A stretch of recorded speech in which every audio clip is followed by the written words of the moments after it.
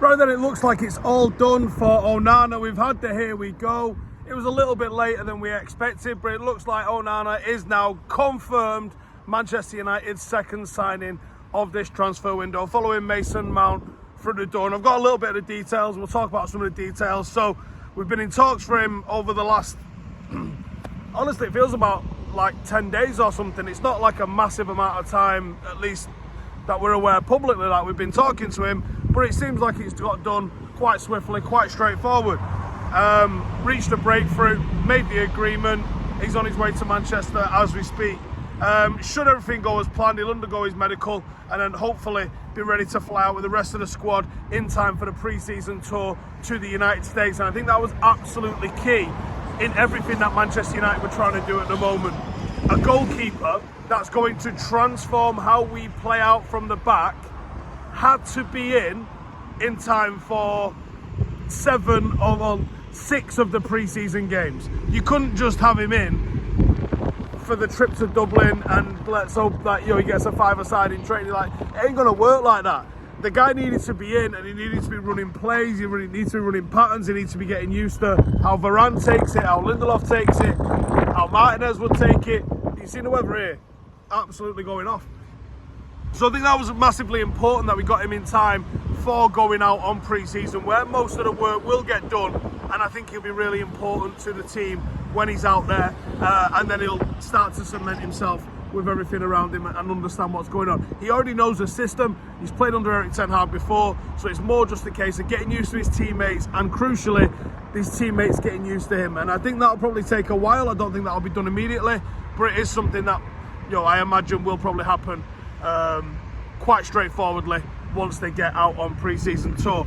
Now, the contract with him is rumoured to be worth somewhere in the region of 120 grand a week, which means that we're basically getting him for a third, slightly less than a third of the price of what David De Gea was costing us.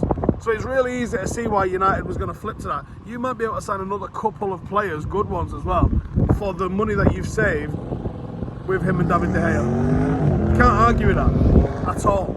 So it looks like United, at least on some fronts, are moving in a sensible direction when it comes to the contracts that we start to dish out. And I don't think that's necessarily a bad thing.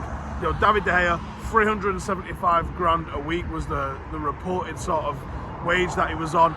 And whether or not you agree or disagree with the manner in which he was let go, which I personally don't, I think it could have been handled a hell of a lot better, you weren't getting value for money for him at all. So the highest paid goalkeeper in the world. So I think that's a real sensible move on that front. It looks like we've now finalised Onana. We're moving that on. That's a massive positive, and I'm really excited to see how the team reacts and if he goes straight in the mix as soon as we get to the States.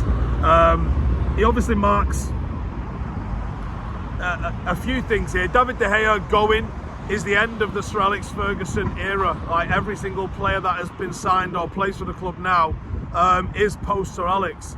David De Gea represented the last remnants of Sir Alex Ferguson's team on the current squad, and I think there's a little bit of a, I don't know, there's a moment there, isn't it, to think about it and be like, wow, it has been 10 years since he walked out, and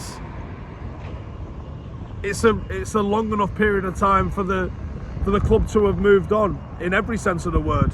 But I do think now we are going to see something different from Manchester United and a step in the right sort of footballing evolution direction. And I'm excited.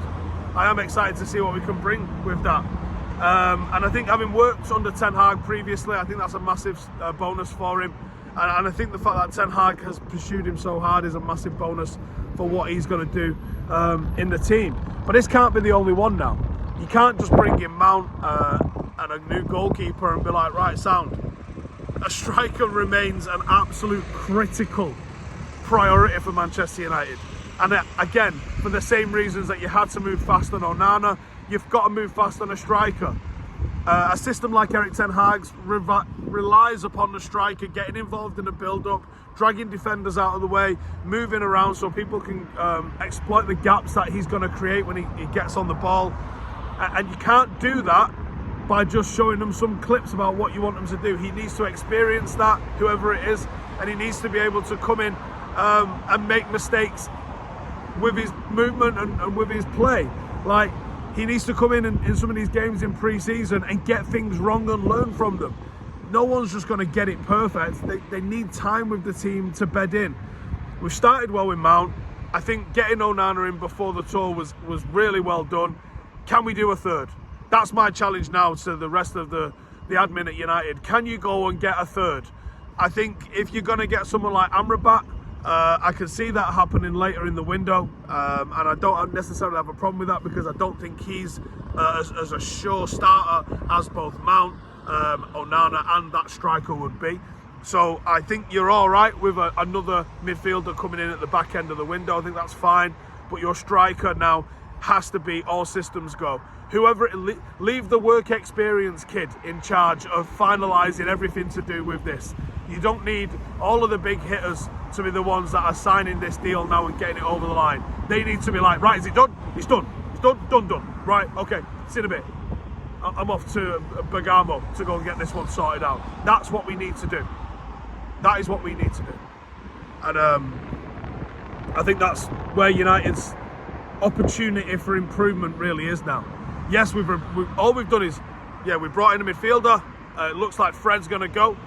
I don't know where, but it does look like Fred is going to go.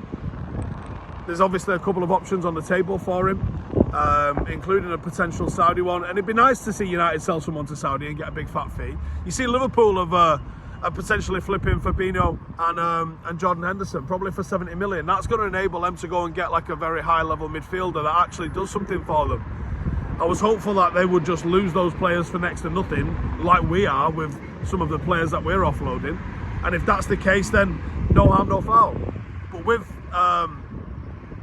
what's going on with the Saudi League pumping money into everyone by United, United need to move. And then, of course, you've got the ownership situation. Is it hampering us in this window? Apparently not. It does look like we had our targets set nice and early, or at least a couple of our targets set nice and early, and we've gone to work on those. Maybe that can change if a new owner does come in and they decide they'd like a really big shiny thing to represent the start of their reign at Old Trafford. I could see that. And I think that would be a pretty smart thing for them to do, rather than just letting the window sort of tick around, maybe going and get a big shiny thing. As long as that shiny thing is something that the manager wants. Like I've said a few times, and I know people disagree with me, but you're entitled to your opinion as much as I am. And I don't want to see someone like an Mbappe. I don't want to see a vanity signing. I wouldn't mind the new owner coming in and saying, yeah, do you know what, I'm backing you. And here's a big budget to go and get who you want to get, whether that's an Howson or a Kane or someone like that, rather than I just bought you something. I didn't need him. And now it's going to be a stick to beat us with when it doesn't work because I didn't want him in the first place. So I just hope common sense prevails. We get that striker over the line, and then we can start focusing on the things that we're here to see in it. The football. It's not transfers. It's football. You get excited about the transfers because they improve the football, but I think some people get more excited about the transfers than they do the actual football. But it's football to be played and football to win stuff at. And that's what we're here to do. See you in a bit.